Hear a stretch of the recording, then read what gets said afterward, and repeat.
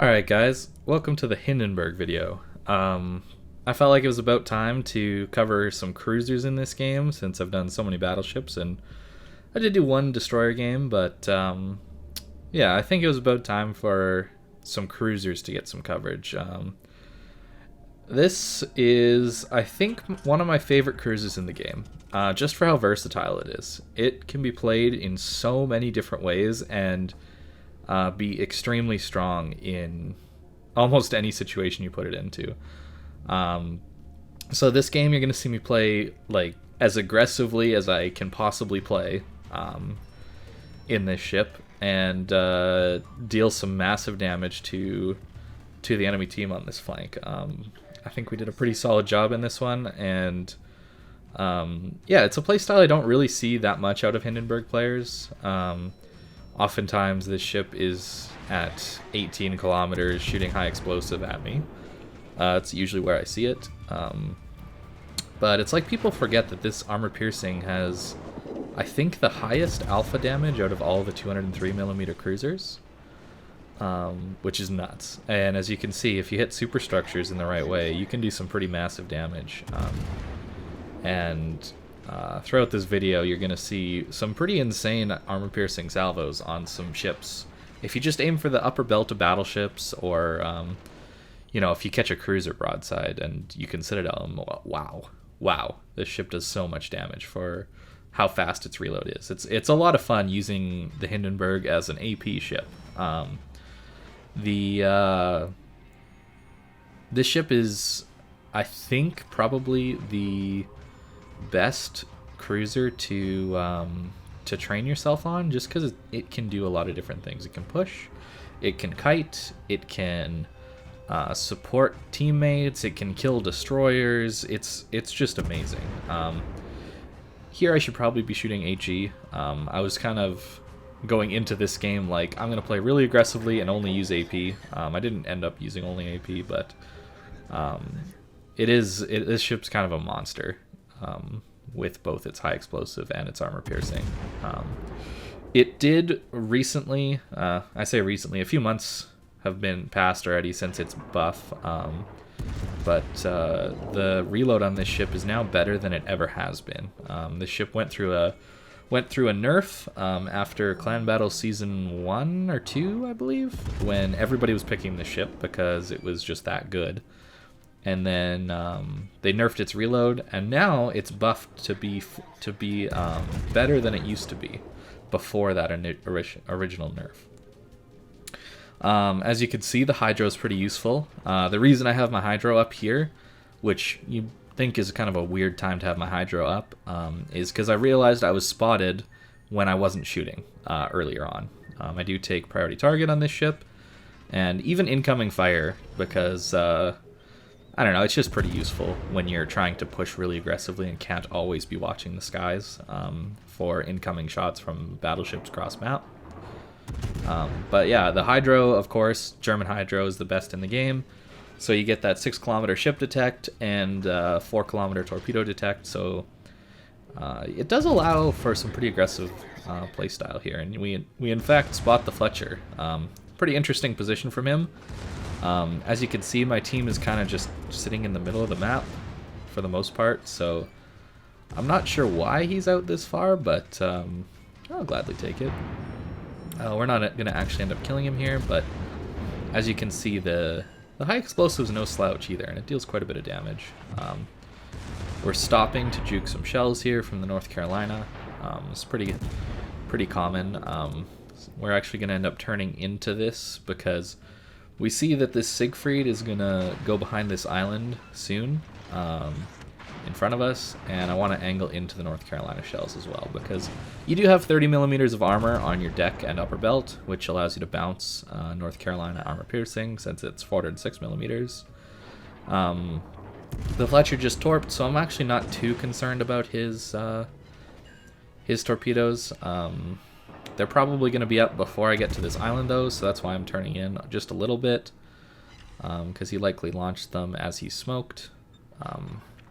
We don't have our hydro up just yet, but so that's why we're being a little bit careful. But yeah, as you can see, this ship is quite tanky. I've soaked up already, you know, 700,000 potential million or 700,000 potential damage, and we've hardly lost any health. We used 1 heal, but we still have 4 left, and that's one of the nice things about Hindenburg, is you actually get 5 heals like battleships do. Most cruisers only get 4 at the maximum. So yeah, this ship is really good for pushes like this. People are going to have a tough time dealing with you unless they have overmatch abilities. So that's anything like Republic or a lot of the 457mm gun battleships. But as you can see, we just bounced a bunch of North Carolina AP pretty easily, which is nice. The other nice thing about this ship is you have 2 launchers of torps on either side with 4 torps each, which they're only 6 kilometers, but man, they're really, really good at these close ranges. They can deal with battleships rushing you, or you can rush battleships pretty easily with them, given your good armor as well. Despite being able to be overmatched by a lot of battleships, you do have miniature turtleback, which can save you from getting citadeled a lot of the time. Here you're going to see an example of that. This Siegfried just can't citadel me because of that angled citadel armor. And we're not going to citadel him either, since he has the same thing, but I have more shells that deal more damage to broadsides. And a much faster reload. So, yeah, pretty solid push here on this side of the map. It's fun. It's really fun for me to play this ship like this. Now, I don't quite get as much damage when you do this as, say, when you sit at the back of the map and spam high explosive, but in my opinion, this is a lot more fun to play. As you can see, we can even to a reasonably well-angled North Carolina, we still do some pretty solid damage to him and end up killing him. Again, bouncing 406mm AP pretty easily. So, yeah, this ship is really good. It isn't the best at anything, I would say. It doesn't have the highest DPM. It doesn't have the longest range. It doesn't have the best shell velocity. It doesn't have the best maneuverability. It doesn't have the best armor. It doesn't have the best of anything, really. But it's just amazing, or it's just above average at pretty much everything. Here you can see I'm stopping right now because I know that Kremlin wants to shoot my broadside. So he assumed I'd be going full speed here. We're just slowing down to dodge these shells real quick. That could have been really bad, but check out that AP chunking. Nearly 9,000 damage. I've seen these, if you get a good hit on someone, you can do well over 10,000 damage with armor piercing. He starts to angle a little bit. It's also a Kremlin, so you're not really going to get those really juicy hits on him, but the reason I'm not pushing this Kremlin super hard is, again, he has 457mm guns, so you do have to be aware of their ability to overmatch your armor and just ignore its angle. Hindenburg gets to be aggressive when you can angle. If you can't angle to a ship, so let's say it's something like a Kremlin with those big guns, or something like a Des Moines. We're going to see that in the next game, that I actually end up running away from a Des Moines. Because at a close range fight, you're just going to lose. You need to take a fight with a Des Moines at longer ranges where his shell speed will cause him to miss more often. But at close range, Des Moines just wins at close range, so you can't take those fights.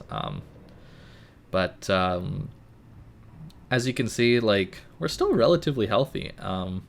Hindenburg has one of the highest potential damages I think I've ever gotten in a cruiser. I think I've had over 4 million potential damage in this ship before, with just being able to maneuver so well at long range and dodge shells and, of course, bounce shells like you've seen here. But yeah, this is pretty much the end of this game, so not the highest damage game ever, but I think it was fun, and we pushed a flank that kind of unlocked our team's ability to kind of win the game here. These fast or aggressive games can't always happen, though. In this one, you see I am on the kiting flank for sure. If you look at the map, you see how most of my team is up at the C cap. So here our goal is to just stall. This destroyer and I are pretty much alone. This Thunder is kind of coming over here, but he's not going to really be that useful. As you can see, the Hindenburg gets a nice spotter plane, which allows you to have some pretty massive range at times, 21.4 kilometers. This ship can be run with either range mod or reload. I'm currently running reload mod, just because I like to have this fast reload, because I can use the spotter plane when needed to get this longer range ability, but because the reload mod really helps you at close ranges when you're dueling other cruisers and that to deal with their DPM, because like I said, you don't have the best DPM. This Des Moines is pretty much free to push us, so that's why I'm just running away. This is not a fight I want to take. Close range with a Des Moines, a Curve First, and an Albemarle all shooting at me. HE, AP, all that stuff. No thanks. So we're just going to try and get away. I'm using AP here. And as you can see, we've done already 30,000 damage here, which isn't bad for armor piercing. Yeah, as you can see, I really don't like using HE if I can help it. But HE, just shooting at battleships from the back of the map. You'd run range mod with a spotter plane. I did a game like that earlier today, and well, it's pretty easy to farm out some 200,000 damage, even if you have bad fire chance, because the special thing about the Hindenburg HE is it pens 50 millimeters by default or base, which is so nice because it allows you to full pen battleships on almost all their armor plating, except Yamato deck and Kremlin deck. That's really all that shatters your high explosive. Curve First deck, you can just full pen everywhere. It's really strong, the high explosive. So don't be afraid to use it, obviously, but I see most people do end up using high explosive. So that's why I'm trying to use AP a little bit more, just to kind of be like, yeah, the armor piercing is still good. Here we got to be a little careful when we're kiting away, because we see the Yamato, Slava, and Curve First will all be on our side. We're going to end up kiting away down the 2-3 line here, since we can't deal with a Des Moines at 8 kilometers full broadside to him, so we have to turn at this point. I am trying to dodge the incoming shells, but as you can see, Yamato deals pretty good damage when he hits us due to that overmatch. But we do get away with this turn. Fortunately, the Slava didn't take a pot shot at us, which, of course, Slava is the most dangerous when you're broadside, and when you're angled, you're pretty much fine against a Slava. So, yeah, that's the nice thing about the Slava's design. This Des Moines doesn't really look like he wants to pop out and fight, so I'm just holding armor piercing right now, just in case that Albemarle pops up full broadside or something like that, if he decided to pop out where that Des Moines is as well. But we don't end up actually doing that. So yeah, this is kind of the other play style of the Hindenburg that is also very good. A Hindenburg kiting away is incredibly difficult to deal with. Pushing in it is definitely viable, but a Hindenburg kiting a flank in is incredibly strong and difficult to deal with due to having really good armor, good maneuverability, all these heals. If people are shooting high explosive at you, you're going to heal most of that damage up, and fire damage doesn't actually last that long on your ship. So you're just really difficult to deal with, assuming you can get through all 5 of your heals. You get Hydro, which helps you deal with torpedoes if there were any. I actually don't have a destroyer on us right now, but as you saw in that previous one, how good Hydro was. This is just an incredibly versatile cruiser, and that's what makes it so good in random battles especially. It doesn't see as much competitive play anymore due to there just being more specialized roles that need filling. And Hindenburg, like I said, it's just good at everything, not amazing at a couple things. But it's still a really good ship. It's still a really good ship, and definitely deserves play. As you can see, we're running expert loader so that we can switch between high explosive and armor piercing. I pretty much run that on all my cruisers because I just enjoy shooting armor piercing more, even though you can't always be shooting it. But yeah, the HE is nice.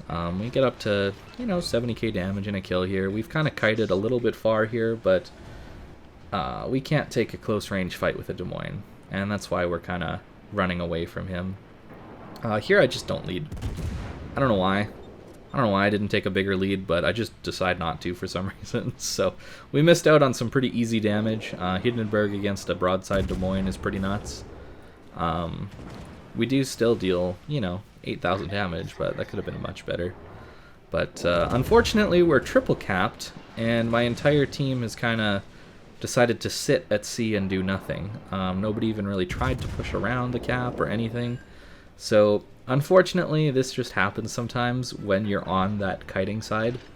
That's why I often try to play in the middle or on the pushing side when I'm playing Battleship.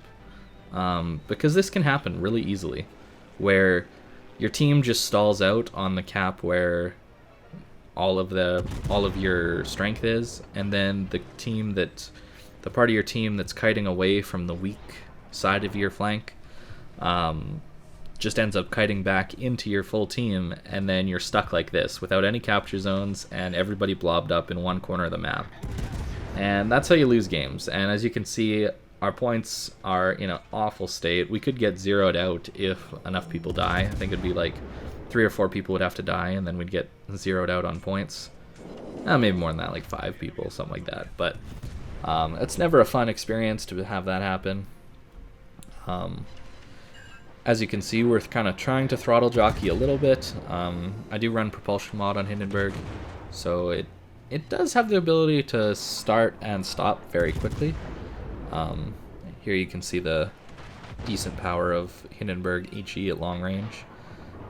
It's a little bit hard to lead because the shells get floaty at range, but it's not too bad. So yeah, we just need to make a play right now, and well, I can't really make a play into sea since they have a destroyer there that's not been spotted. Our CV, I hope, is going after him, but we don't really know for sure. So I'm thinking, I'll turn into B and maybe see if I can take the fight to the destroyer there and use the islands to hopefully shield myself from the battleships. But realistically, I waited far too long for this. As you can see, the points are about to tick over 800, and we have 2 minutes until they win, assuming nothing changes as far as ships. We do get citadeled by the Slava, which I went broadside, so I deserved it, right? Which is good game design, by the way. Just want to rehash that as much as I can. It is good that I get punished when I go broadside. Use our last heal up, start our hydro, because we see some destroyers in the B cap getting a little aggressive, so we don't want to eat some torpedoes there. I'm thinking of just stopping here and trying to kill this Des Moines, but realistically that's not the play. There's no way we kill him since he's so far away at this point, and this game unfortunately ends in a loss. Not much we can do about that, but still a decent game to kind of show the kiting playstyle of the Hindenburg. A bit of the long range too. I did have a HE spam game where I got 200k, but I thought it was a little too boring to put into a video, so I didn't. But yeah, Hindenburg's a good ship, and that's kind of the different ways that I play it. So thanks for watching, and I hope you have a good day.